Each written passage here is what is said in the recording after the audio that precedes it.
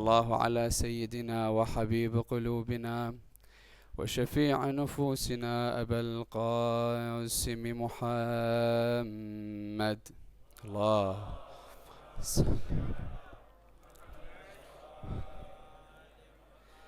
وعلى آل بيته الطيبين الطاهرين المعصومين، لا سيما بقية الله روحي وأرواح العالمين لتراب مقدمه الفداء. أما بعد، يقول الله في محكم كتابه الكريم: بسم الله الرحمن الرحيم، وما محمد إلا رسول قد خلت من قبله الرسل أفإن مات أو قتل انقلبتم على أعقابكم. Allah subhanahu wa ta'ala states within the Holy Quran, Surah Al-Imran, Muhammad is not but a messenger. Messengers have passed on before him, so if he was to die or be killed, you would turn back on your heels to disbelief. صدق الله العلي العظيم. اللهم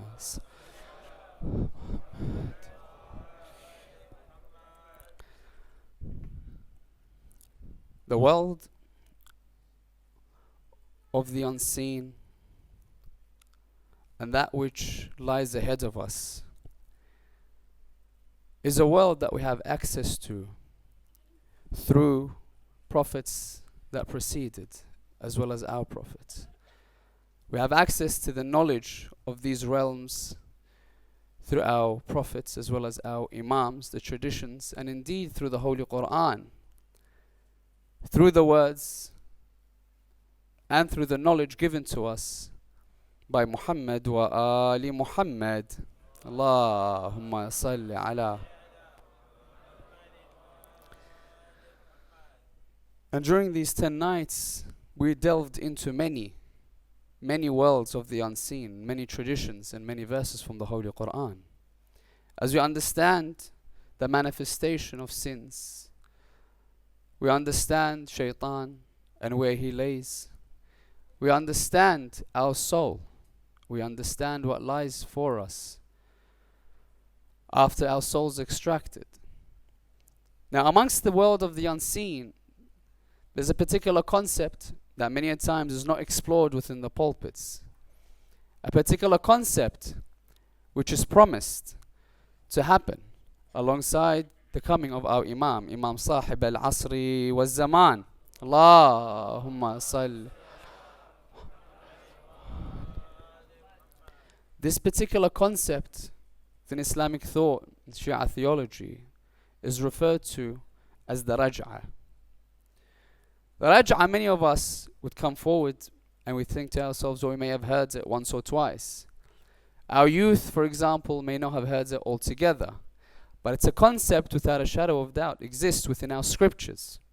And there are many written works that have gathered these particular traditions. Of them would have 111 plus traditions. Another would have around 600 of the traditions of Ahlul Bayt that refer to this concept of Raj'ah. Insha'Allah, tonight, within the time frame that we have, we endeavor to delve into this particular realm, this particular concept, this particular understanding of the Raj'ah in few stages. The first of which we want to ask the question: what is the concept of Raj'ah? And why is it so important? What does Raj'ah mean? Secondly, when we're exploring any concept within Islam, we need to understand the validity behind these particular traditions. Do they have a grounds within the Holy Quran or don't it? Because if we come forward towards traditions, Rasulullah himself would state, if you find a tradition that goes against the Quran, even if it's from me, make sure you throw that away. So when we begin to bring forward traditions, we need to see, are they corresponding towards that which is written within the Holy Quran, or do they go against that which is written within the Holy Quran? Number 3, we want to look at the Holy Quran and delve into the traditions to see, within the tafasir of the Holy Quran, are there any verses that speak specifically about this concept of Raj'ah or not? Number 4, we want to look at a particular tradition from Imam al-Sadiq, between him and a companion, delving into a particular wording from the Holy Quran, which is death. and understanding it at a better level. And finally, we want to look at the concept of a shuhada. What can we learn from this word, a shuhada? What does it mean and how does it apply within this particular realm and concept of a raj'ah? So inshallah, with a topic such as this, I need each and everyone's attention, as well as their hearts to be connected tonight, as it is the last night before the maqtal tomorrow, inshallah. So tonight, I need everyone's focus. I need everyone's attention. I need everyone to follow in the path that we speak about tonight, inshallah, until we get towards the musibah, in which we will remember that 6-month-old that Abu Abdullah lost on the 10th of Muharram. So inshallah, we can bless the majlis and start this topic of the utmost importance with 3 of your loud salawat ala Muhammad wa ali Muhammad.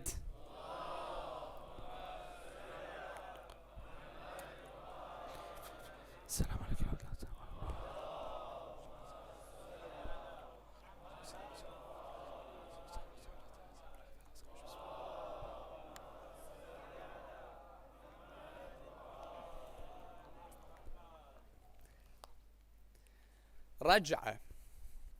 When we go towards the wording of raj'ah, in Arabic, raj'ah just means the return. As in, if we use it into context, Arabic, we can say, for example, that Muhammad raja'a Muhammadan min ad-dawam, for example. That Muhammad returned from his work, let's say.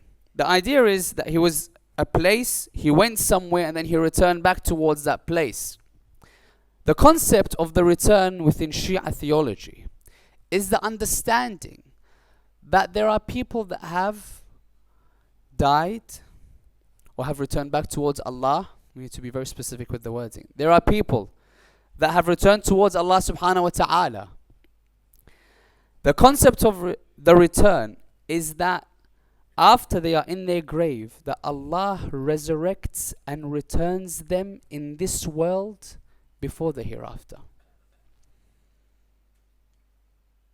The concept is that they will return to this world before the hereafter.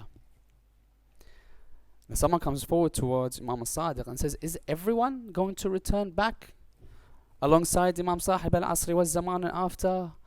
Allahumma sal Muhammad. Because if there's a concept that there is a return for everyone that has gone back to Allah subhanahu wa ta'ala and they return back at the time of Imam Sahib al-Zaman, is it for everyone? There's going to be a lot of people on the planet. He says no. The return is for 2 groups of people.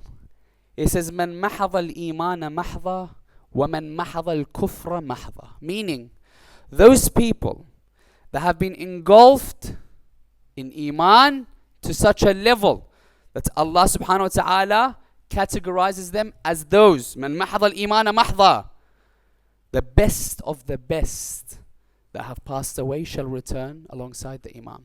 And the worst of the worst shall return at the time of the Imam. The understanding is that for the army of the Imam, alongside him, he'll have the best of the best to establish Allah's justice on earth. And on the flip side, all those people that thought to themselves, I'm just going to cause oppression, tyranny, do whatever I want in this world and get away with it, Allah's saying, no. I want you to bear witness when I establish my kingdom in this world. I want to see how you view my establishment of justice and my eradication of tyranny. I want you to be having front row seats to see how I establish this kingdom. The best of the best and the worst of the worst that will return. So the question now lays, how can we prove such a thing? So the thing is, it's quite understood even within history that the Shia had this concept. As an example, Abu Hanifa, in a story that's related to him, that he comes past one of the companions of the Imams, Mu'min al-Taq. Mu'min al-Taq had come to him trying to make fun of the concept. What would he say? He's like to him, Mu'min al-Taq, would you be able to lend me some money? He goes, but I won't be able to return it until the raj'ah, by the way. The first understanding is that they knew that the Shia school of thought already had a notion of the return at the end of time, in which he replies by saying, if you can promise me that Allah doesn't turn you into a dog, pig, or a monkey. Conversations there.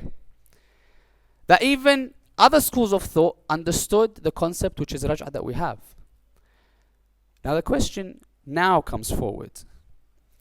How can we prove? Because they say, we don't understand this concept of raj'ah, it doesn't make sense to us. Why? There's only one return, which is the return when Allah judges us.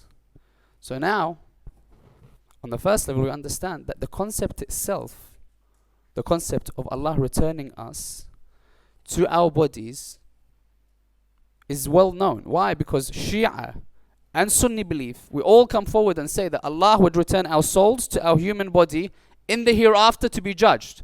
So understanding on the first level, we already understand that there is a return, but not in this world, in the hereafter. Our argument is the return shall be in this world before the hereafter.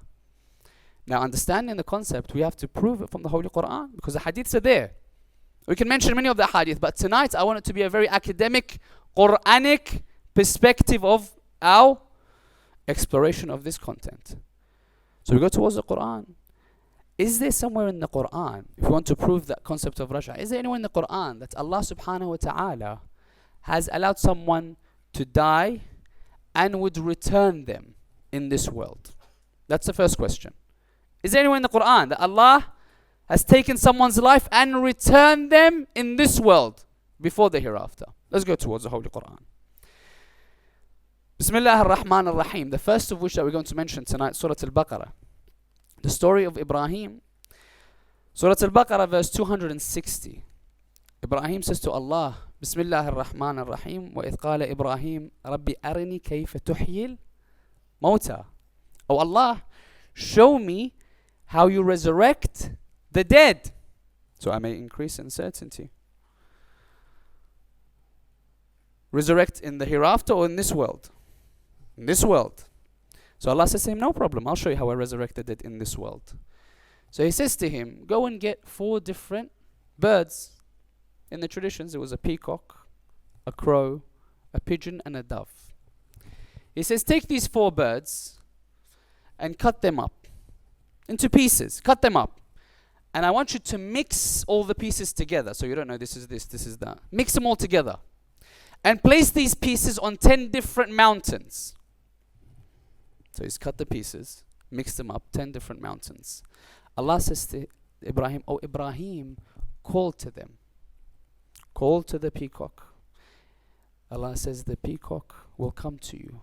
And Ibrahim, what does he see? When he calls to the peacock, that the pieces from the 10 mountains would form in front of him before it come towards Ibrahim. Calls the crow, same notion. Pigeon, dove, the pieces would come and form in front of Ibrahim. Now the question here is, was it in this world or the hereafter? This world, number one.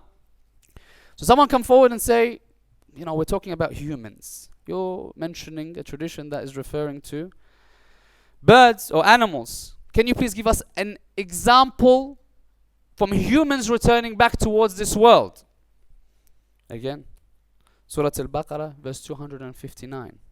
Bismillah ar-Rahman ar-Rahim. قال أَنَّا يُحْيِي هَذِهِ اللَّهِ بَعْدَ مَوْتِهَا. Allah, can Allah return this particular village after its death? فَأَمَاتَهُ اللَّهِ مِئَةَ عَامٍ ثُمَّ بَعَثَهُ. Holy Quran refers to the story of Azra and Uzair. Someone came towards Imam Ali ibn Abi Talib and he, Allahumma salli ala. They came towards Amir al-Mu'mineen, they would ask him, oh Amir al-Mu'mineen, can you tell us of a story of twins that were born from the same womb? And these 2 died in the same hour. One of them died 50 years of age. The other one died 150 years of age. Can you tell us? And the Amir would reply by saying, that's the story of Azra and Uzair. Azra one of the twins, normal person. Uzair was a prophet of Allah subhanahu wa ta'ala. Surah Al-Baqarah, verse 259 refers to this particular story. Uzair on his donkey goes past a particular, let's say, village, community that are no longer alive. He just saw the remains of that which was. And he says, as the Quran states, can Allah resurrect this after its death? What does the Quran say? فَأَمَاتَهُ اللَّهُ. Allah there and then caused him to die. How did he die? They would say that Allah placed sleepiness upon him. He had water and he had a hard piece of bread. And there was a cave where he went inside. He tied his donkey outside the cave, enters the cave. Bread was hard, so he couldn't break it, couldn't eat it. So what does he do? He puts the water in front of him. He's trying to dunk that particular piece of bread in the water. He says sleepiness comes over him. Then he wakes. Jibreel comes down. How much have you slept? He says, يَوْمٌ أَوْ بَعْضَ يَوْم. A day or part of a day. They say that the sun was before noon when he went. And then when he woke up, he saw the sun just after noon. So he says, a part of a day. Jibreel, what does he reply by saying? He says, Bel, you were dead for 100 years. 100 years you were dead. Allah then tells him, go outside, look at your donkey and what remains. Goes outside, there's just a skeleton that was left there. 100 years. Allah in the Quran, what does it say? It says, look at how we put the flesh on that donkey of yours and then cover it. So he sees in front of his own eyes the flesh surrounding the donkey. The Quran says that Uzair is watching this unfold until life is put back into the donkey of his. Now the understanding there is what? Was it in this world or the hereafter? This world. But that's just one person. No problem. We can find more. No problem. Again, subhanAllah, Surah Al-Baqarah has a lot of these. Verse 56. Bismillah ar-Rahman ar-Rahim. ثُمَّ بَعَثْنَاكُمْ مِنْ بَعْدِ مَوْتِكُمْ لَعَلَّكُمْ تَشْكُرُونَ. This verse states, then we returned you after your death in order for you to be thankful. What does this refer to? This refers to the trials of tribulations of Bani Israel and Musa. Every time Musa does something for them, not good enough. Musa does something, not good enough. Splits the sea, not good enough. Shows them the way, not good enough. So they're like, Musa, we're not going to believe in you. Baba, he's already crossed the sea, he's done everything. We're still not going to believe until you show us your Lord with our own eyes. If we see your Lord with our own eyes, then we'll believe. He says, Ya Allah, these are the people. He says, bring with them, bring. So they say 70 people followed Musa. 70 people. And Allah subhanahu wa ta'ala, in the verse that was prior to the one that we mentioned, said, He placed a sa'iqah on them. You can look at it to be lightning or a storm in which as soon as it hits them or it blinds them, they die. When they die, Musa's like, Ya Allah, like 70 of them come. They've already, want my head. Every 2 seconds they want something new. They're never happy. And now I'm going to return with these 70 people dead. They're going to accuse me of killing them. Ya Allah, please. So Allah in the verse, what does He say?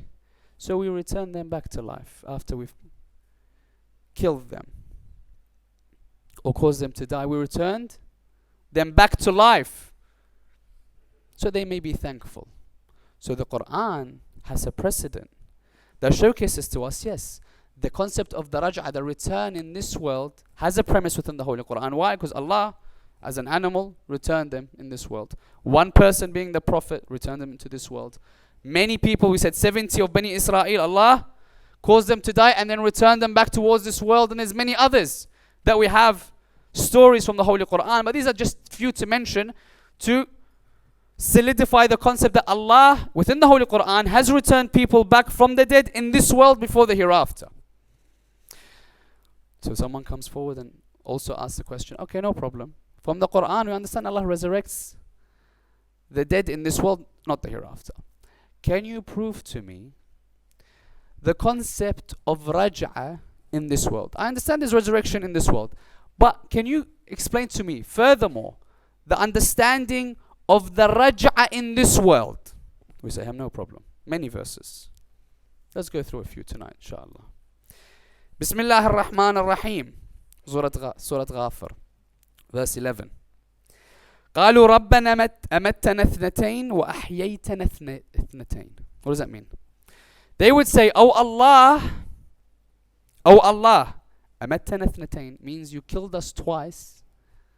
وأحييتنا اثنتين, and you resurrected us twice. Now let's go through it. That we are alive in this world, then we die, resurrection. So it shouldn't be 2 by 2, would it? A group of people, not everyone. قالوا, a group would come forward and say, Oh Allah, you've killed us twice and you've resurrected us twice. So if you understand that particular concept, and we're good at calculations, we understand that could mean or can refer to the fact that Allah, life, death, alive again in this world, then death. Number one. Otherwise, it doesn't make sense. How can Allah kill twice, alive twice? No. Number one. Number two. Bismillah ar-Rahman ar-Rahim. Surah Ghafir again. Verse 51.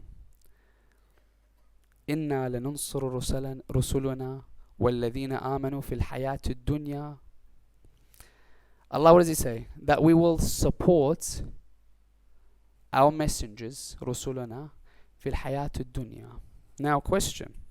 When you say we will support our messengers, if we want to support our messengers in this world before the hereafter, we understand in the hereafter they have a position, they have a kingdom, they can rule, they have granted to them that which pleases them. Now, I ask each and every one of us, can anyone say that there was a person that Allah would say to them that He has gifted them that kind of support, that He's allowed to establish justice and eradicate tyranny? Someone will come and say, well, what about Imam Ali ibn Abi Talib as an example? What about him? Didn't he have a chance to establish justice and eradicate tyranny? Well, wait, for the 4.5 years that he ruled for, 3 civil wars, what time did he have to establish this? And with all that, look at what we have from Amir al-Mu'mineen that time. Look at what we have. Look at the other imams that we have. House arrest, poison, killed. House arrest, poison, killed. Abu Abdullah, Imam al-Hussain. Who? Can we see that he was given a place where he can establish justice and eradicate tyranny?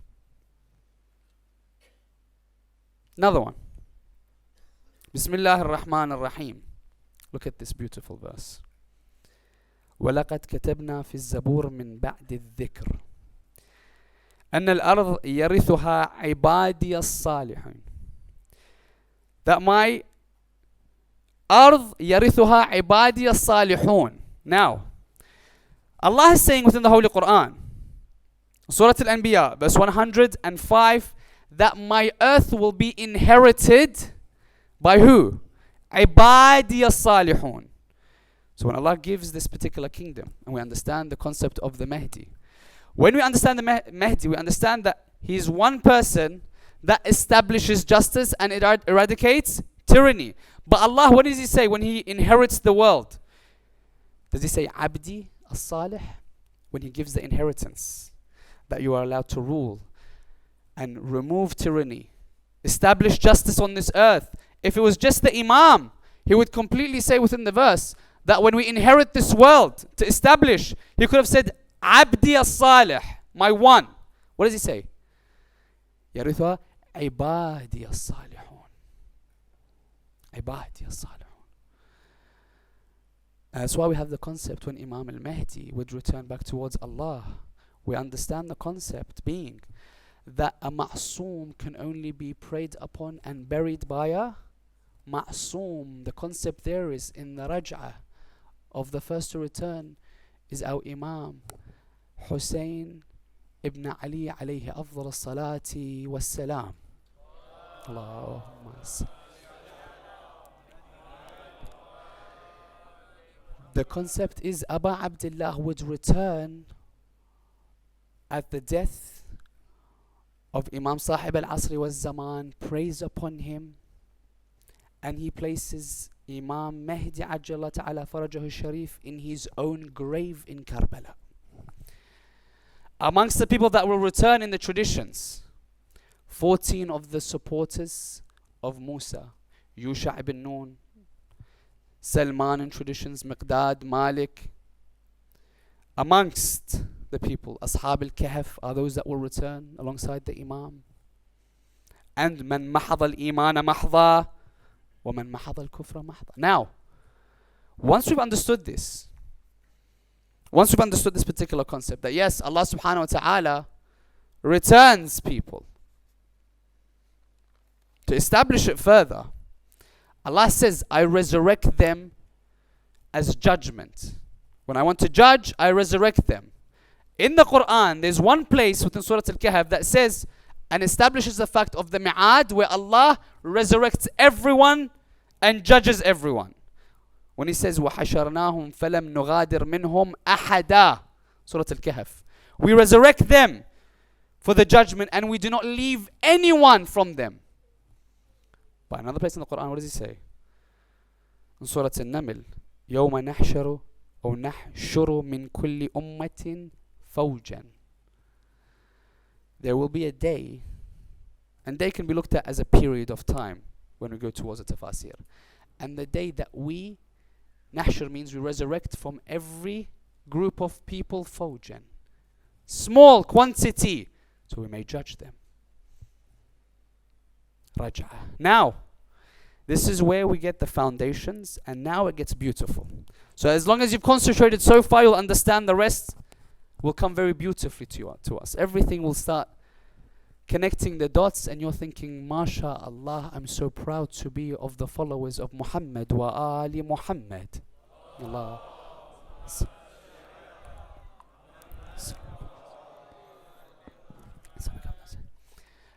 Imam has a companion that comes towards him by the name of Zurara. Zurara, one of the closest companions of Imam al-Sadiq, he would come to him.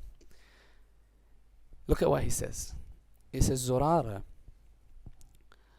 do you think in the concept that Allah, within the Holy Quran, nothing is by chance. Every single word uttered and every single word written, every single symbol has a meaning and has depth. He says, within the Holy Quran, we understand that souls return back towards Allah.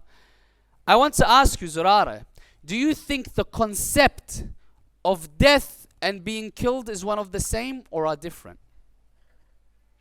Stay with me. He says, you know better, Yabna Rasulillah.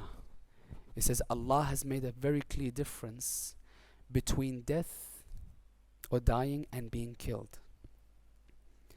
O Zurara, whomever is killed has to return so he may taste death.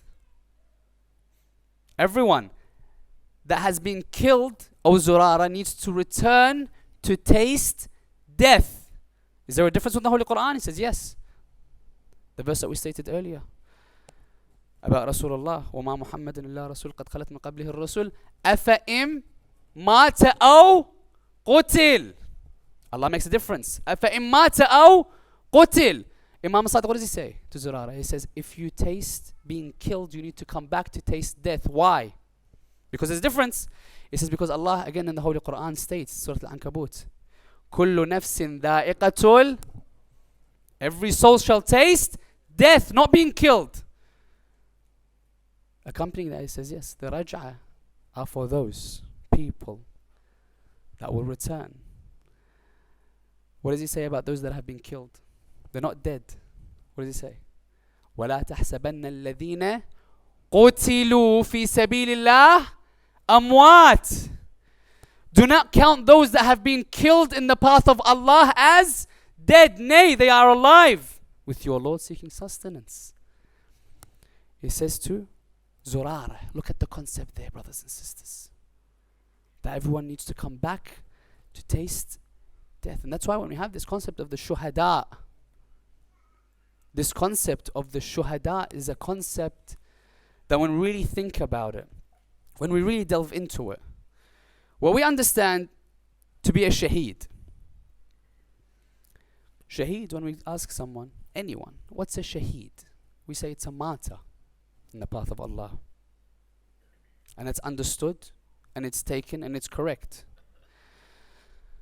But let's take it to another level. Shuhada, amongst the things that they are gifted, is a high rank. They seek blessings, as an example, a shaheed's body is pure when he's killed. Doesn't need to be purified through ghusl. Amongst the things for a shaheed is the fact that his body in the traditions is preserved. Amongst the things of the shuhada that we mentioned when we looking into the concept of barzakh is that Allah has gifted them a high rank, blessed them, that they can visit their loved ones at any time, anywhere. That there is a gate in heaven that is allocated for the shuhada. So you see, Allah is giving them a high rank, is blessing them on multiple levels. Now let's look at the wording of shaheed. Shaheed comes from 3 letters. Shin, Ha, Dal. The root word we can look at to be shahada. So if you look at shahada, Arabic, what does it shahada mean?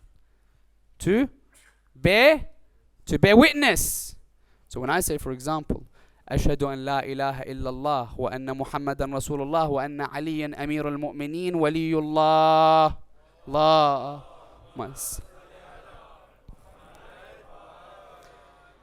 When I say I want to bear witness, be a shaheed for that. I want to bear witness that Allah is one, the Prophet and the Imam. When I bear witness, I need to apply that to my life in order for me to gain the due rewards. Now, when you say I want to bear witness, let's look at the shuhada in that concept, that they bear witness. So let's say the shuhada, Allah is saying, if we take that concept, that I want to gift you, the aspect that you are a shaheed, I want you to be a person that witnesses my majesty. That I want you to bear witness my gifts towards you. Amongst the things I want you to witness is the rewards that you have, the position that you have, the different things that I've gifted to you. And amongst the things that I want you to bear witness, what do we say? When you are killed, you return. I want you to bear witness my justice on this world before the next. That when I say that you are a shaheed, one of the visions or the lenses that we can look at them are those people that have died in the path of Allah, will be those that would return alongside Imam Sahib al-Asri wa Zaman to bear witness Allah's kingdom being established. To see Imam Sahib al-Zaman establish the kingdom of Allah, to be the front runners. Taking this concept of the shuhada into perspective, who did we say the first would return? Imam Hussain alayhi salam.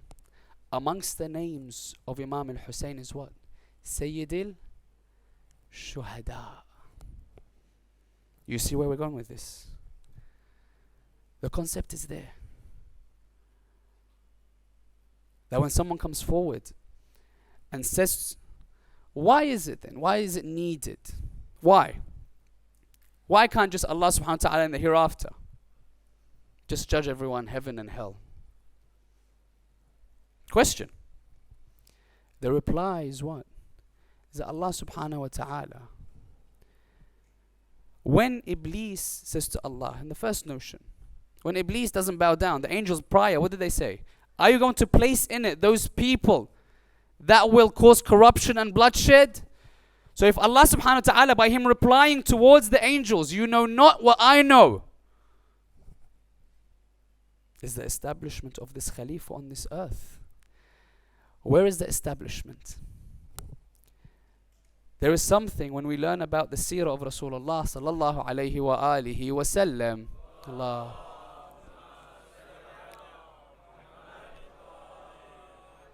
When we learn that when it comes towards Rasulullah, everyone that was promised before Rasulullah came was given a particular notion that there will be a messenger at the end of time. And that's why you'll find within Judaism there are hints at the Prophet coming. in Christianity there are many hints of the final prophet coming. And that's why amongst the things that we look into, why the Jews lived within Medina is because they knew that the promised prophet will come and live in this particular land. And that's why when they came and opened Medina with open arms, accepting Rasulullah, they thought it was going to be a man that had wealth, possession, come with camels of gold. So when he came, they're like, that's not what we expected.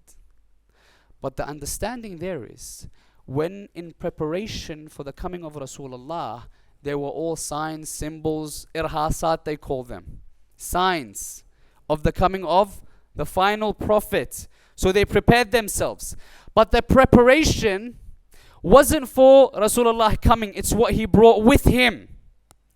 Likewise, they say that we have all these signs of the coming of Imam Sahib al-Asri wa Zaman. Allahumma Muhammad. With all these concepts that we have of the coming of our Imam, it's not for just him revealing himself, but it's in preparation for the raj'ah that comes afterwards. And so when we delve into this particular concept that we have, you understand how detailed and in-depth it is, and how little we know, and how much there will be ahead of us amongst the people that will return, in the time of Imam Sahib al-Asri wa Zaman will be the people that died in Karbala. The companions that were killed in Karbala need to return so they may taste death. Amongst the people that will return, Abbas, Zuhair, Habib, Ali al-Akbar, Qasim. They will return so they may see the establishment of Allah's justice and mercy on this world. And likewise the enemies, Yazid, Shimr, Umar ibn Sa'ad would return to see everything that you thought you did, that you thought Allah will not see to it, that you are punished in this world. No, you will return to see the establishment of justice. But the question lies now, if the men have all been killed and they will return, there's a particular 6-month-old in Karbala.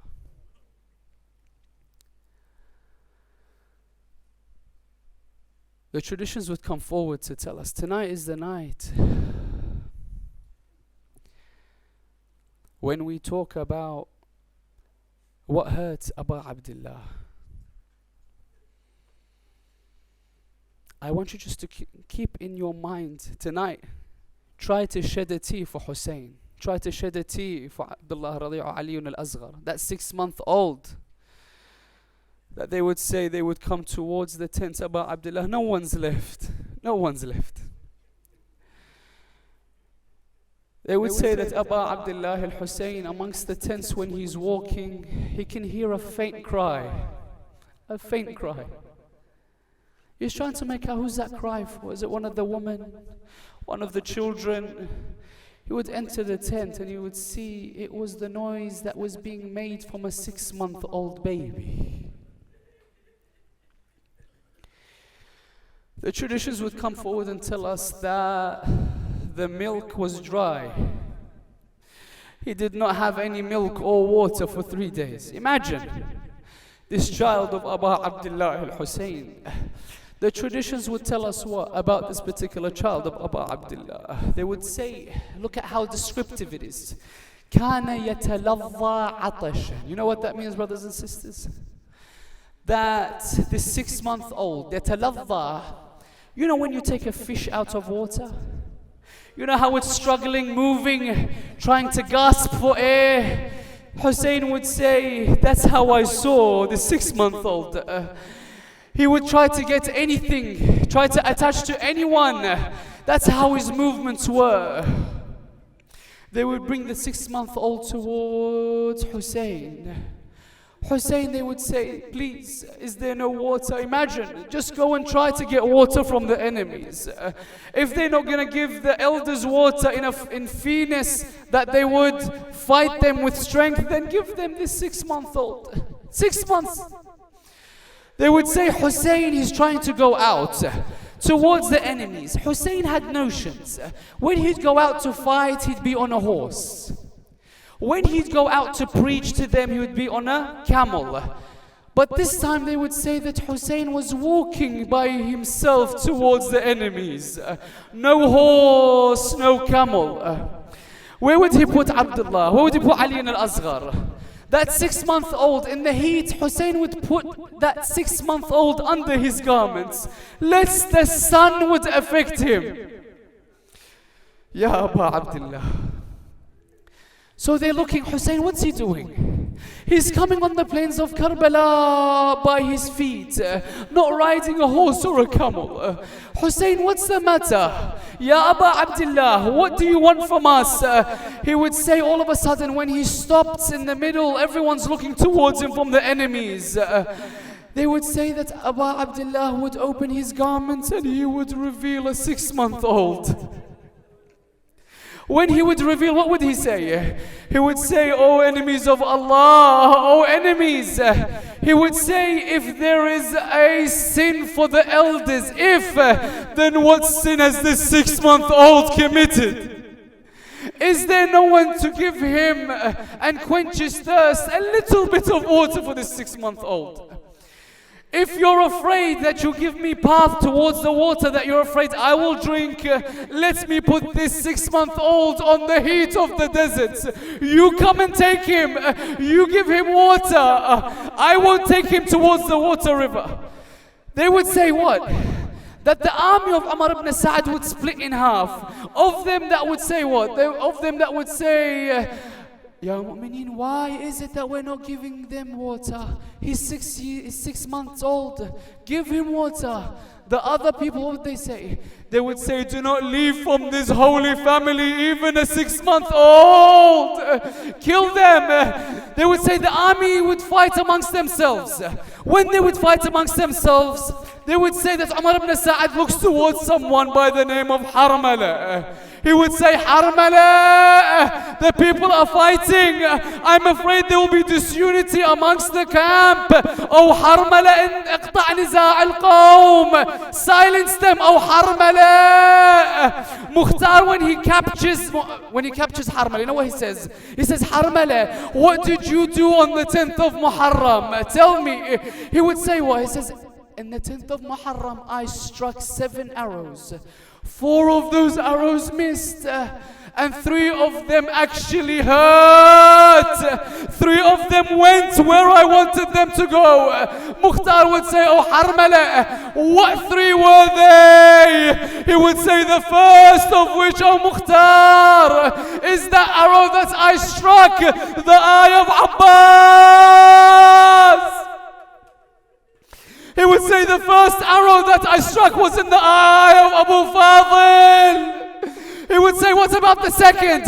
He said, the second arrow that I struck, oh Mukhtar, is the arrow that struck the heart of Aba Abdullah. He would say that particular one hurt. Why? Because Hussein tried to remove it from the front. He could not. Hussein had to remove it from his behind. From his back, he had to remove the arrow. He says, oh Harmala, what about the third? He would say, the third is the one that hurt me. The third is the one that was having 3 heads. The arrow that we would use to kill camels. He says, who did you strike with the arrow? He said, in the plains of Karbala. I saw Hussein lifting a 6-month-old. That I saw Hussein's armpits. I would say towards Umar ibn Sa'd, Umar, shall I strike Hussein or should I strike the baby? He would say, Harmala, strike the baby. He says, I put the arrow in the bow. He says, I took it back. I allowed it to be released from the bow. As the arrow is in the air, Hussein's lifting a 6-month-old. They would say, all of a sudden, the arrow would strike the neck of a 6-month-old. I want you to imagine how delicate is the body of a 6-month-old. How soft is the hands. How beautiful is the face. I want you to think, when you have your child that's 6 months old, when that 6-month-old would be in pain, how would he look at you? He wouldn't look at anyone else. He'd look at his mother. He'd look towards his father. He would say, oh my mother, oh my father, I feel pain. I am hurt. Help me. They would say when the arrow struck the neck of the 6-month-old, he can feel pain, but he doesn't know where it's coming from. They would say he would flap his hands, flap his legs because of the pain in the hands of Abu Abdullah. They would say he doesn't know what to do in his final moments. That 6-month-old, what would he do? He would embrace and hug the neck of his father Hussain. When he would hug the neck of Abu Abdullah, I want you to put your position in the position of Hussain in Karbala. He's looking, shall I bury him here? Shall I take the 6-month-old back towards his mother? How shall I show him a 6-month-old with an arrow in his neck? What would Hussain do? They would say he would stand there in Karbala, not moving. When he's in that position, he would say, I'll put a 6-month-old back under my garments. And he'd walk ever so slowly back towards the tent, thinking, how am I going to explain this towards his mother? You know what hurts? When he gets towards the tent, you know who greets him? A young Sukaina. You know what Sukaina says? She says, Father, I no longer hear my brother crying. Did they give him water? I can't hear him crying anymore.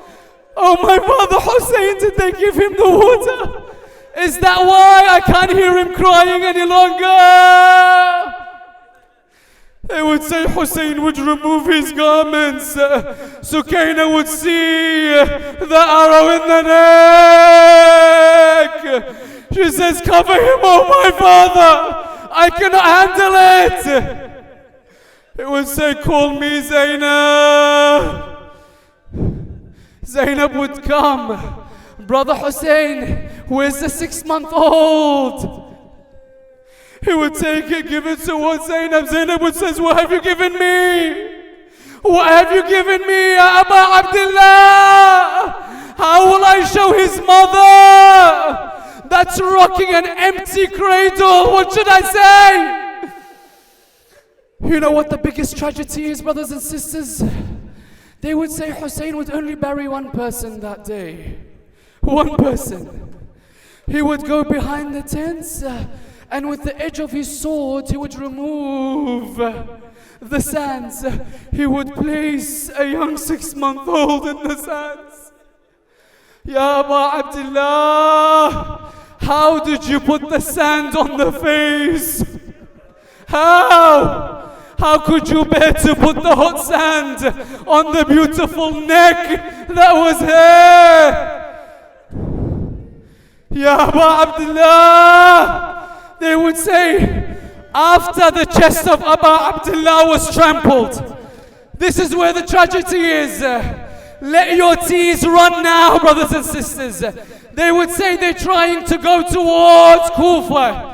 They would say everyone in the army was ready to move except one group of people. Umar ibn Sa'd would say, why do you not move? You know what they would say? They would say, oh Umar, everyone is going towards Yazid, having a head on a spear. Everyone's going. We don't have a head on a spear. He would say, I looked at everyone. I've decapitated everyone. I've removed everyone's head from their body. I've put it on a spear. He says there's no more bodies there in Karbala. Then what does he say? He says, I remember Hussain going behind the tent. He says, He went behind the tent. He says, I know he buried a 6-month-old. He doesn't dig up the sand. What does he do? He has a spear in his hand. What does he do? He strikes the sand with the spear. Nothing comes up. Strikes it again. Nothing comes up. He continues striking until once, when he's striking, something comes up. You know what came up? A 6-month-old. How does he remove the head from the body? How? What was left from the neck that was severed with that 3-pointed arrow? How did he remove the head? How did he place the head of a 6-month-old on a